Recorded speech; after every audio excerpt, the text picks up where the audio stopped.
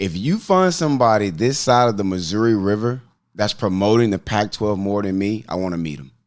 Call them out, tag them, add them to this. I need to meet them because at this point, I'm about to change my name to Pac-12 Breeze. The Pac-12 is about to be at the spotlight of the college football world again, which means I'm about to talk about them again. I am Breeze, and this is the Somebody Said College Football Weekly Pick 'em Show, Week 7. We are essentially halfway through the season after this week. All teams will have played at least 6 games. It's going by quickly. I hope you're having a good time.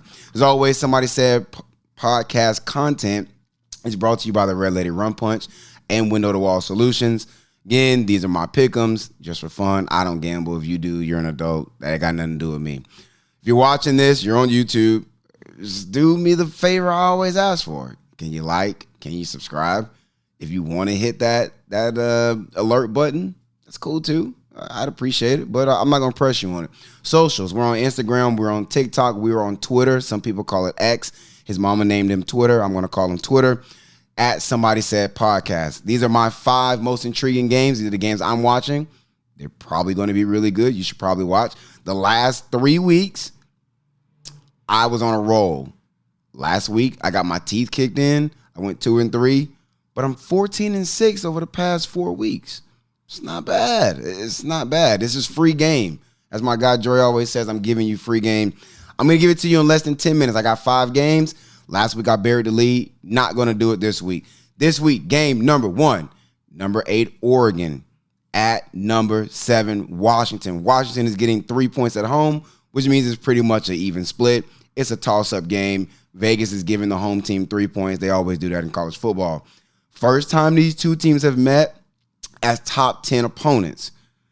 Last 2 weeks, I told you it was too early to talk about playoff implications, and I went ahead and talked about playoff implications. I'm going to do it again this week.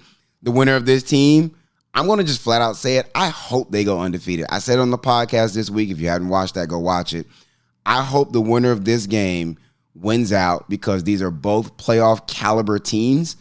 And the winner of this, if they win out, winning the Pac-12, they'll lock in a spot to the playoff. And I would really, really like to see that. Also, a little too early to talk about Heisman, but let's do it anyway. I think the quarterback in this game, if they were to go on to win the Heisman, you're probably going to get their Heisman moment out of this game. Number 1 and number 2 offenses in the country. Talk about lighting it up. We're going to talk about the home team first, as we always do, Washington. It begins and it ends Michael Penix Jr. First of all, shout out to Tampa. If y'all don't know, we live in St. Pete. Somebody Said podcast is based out of St. Pete. Tampa's right across the bridge. Shout out to Tampa.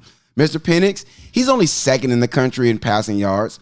He's 1st in yards per attempt. He's 3rd in passing touchdowns. He's 5th in passer rating in the country. This is the nastiest, the toughest passing attack in the country. It begins and it ends with him. He's got three wide receivers that are going to play in the NFL. I talked about them before the season started. They're living up to expectations. I should have been talking about them more, to be quite honest. Oregon, what are they doing? Well, they're just one of the most balanced and most complimentary football teams in the country. If you don't know, if you don't get into the stats and all that good stuff, they're 1st in the nation in average scoring margin at plus 31.3. That means offense is scoring points. Defense is keeping other teams from scoring points. Bo Nix, their quarterback, he's been pretty good this year. It's not your Auburn's Bo Nix. I keep saying it. 15-1 touchdown to interception ratio, 1,400 yards, 187 passer rating. That's pretty darn good. I don't know how else to say it. And he's also not playing most games because they're blowing a lot of people out, and he's sitting in the 4th quarter. I got to pick a winner. I'm going to roll with Oregon. I'm going to roll with Oregon because if I need to bank on a team finding a way to get a stop somehow, there's not going to be a lot of stops in this game. But if a team was to get one, I'd have to pick the Ducks to get it. They're top 10 in opponents, points per game, yards per game, points per play, and yards per play. Washington, conversely, is only top 15 in one major defensive stat, and that's opponent's completion percentage. Bo Nix is about to put that to the test. Give me the Ducks. Pump, who also does the show with me, he's rolling with the Ducks as well. Unc, he's rolling with those Huskies. He's big on Michael Penix. I can't blame him. Pause. Game number 2, Missouri at number 24, Kentucky. Kentucky is getting 2.5 points. Last week, Kentucky just got their doors blown off by Georgia when they went down to Athens. They couldn't out-physical Georgia, but I think there's an opportunity to out-physical Missouri. Can they go back to controlling the pace of game? Can Devin Leary not turn the ball over? Those are the questions for Kentucky. For Missouri, they also lost last week, but they lost in a shootout with LSU. I jokingly said on the show this week, you got to score at least 40 to beat LSU. They were about there and still lost. Luther Burden, last week I mistakenly said he's a freshman. He's not a freshman. He's a sophomore. I mistakenly said he's leading the country in receiving yards. That wasn't a mistake, actually. He is leading the nation. He went for another 150-ish again last week against LSU. The kid is just nice. He's just nice like that. The defense, though, SpongeBob, holes all over the place. They're getting gashed left and right. Kansas State put up whatever they wanted to against them. LSU put up whatever they wanted to against them. Can they stop Ray Davis and the Kentucky Wildcat rushing attack? I'm going to say no. I got Kentucky controlling the game. Devin Leary, take care of the ball, please, and thanks. Unc is rolling with the Missouri Tigers. Pump, he's rolling with me again. He's rolling with those Cats. Maybe he's been looking at my numbers and seeing how well I'm doing. He's like, I want to get down with that guy. If I were you, I would do the same. Game number 3 is number 18, UCLA, and at number 15, Oregon State. Oregon State is getting 3.5 at home. Like I said, Vegas usually gives the college football home team 3 points. So essentially they're getting half a point. Essentially it's a toss-up. Home team first. Back-to-back conference wins, including a win over Utah. No, Utah doesn't have Cam Rising. Yes, I know that already. They still have to play the games. They still won. Utah's defense is really good if you haven't paid attention. DJ Uiagalelei, the transfer from Clemson, he's accounted for 18 touchdowns on the season total. That offensive line was in my top 3 offensive line groups before the season started. They're still elite. They're still playing at a high level. They're 17th in the country in team yards per play. If you don't have a good offensive line, you don't have that type of stat line. You simply don't. UCLA, I didn't pick them to win last week against Washington State. They beat Washington State. They held Cam Rising. They held Cam Ward and that offense to, I believe, their season low. Nobody saw this team being one of the best defenses in the country, and yet that's exactly what they've been. If you don't believe me, just listen to the stats real quick.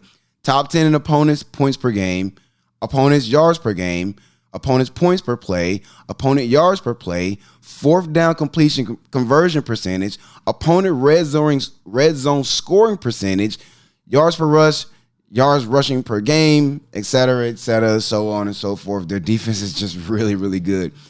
I'm going to lean on that defense like they will in this matchup. I'm going to take UCLA to win. This is strength versus strength. Oregon State's offensive line versus UCLA's defense. I think UCLA, I like the Bruins.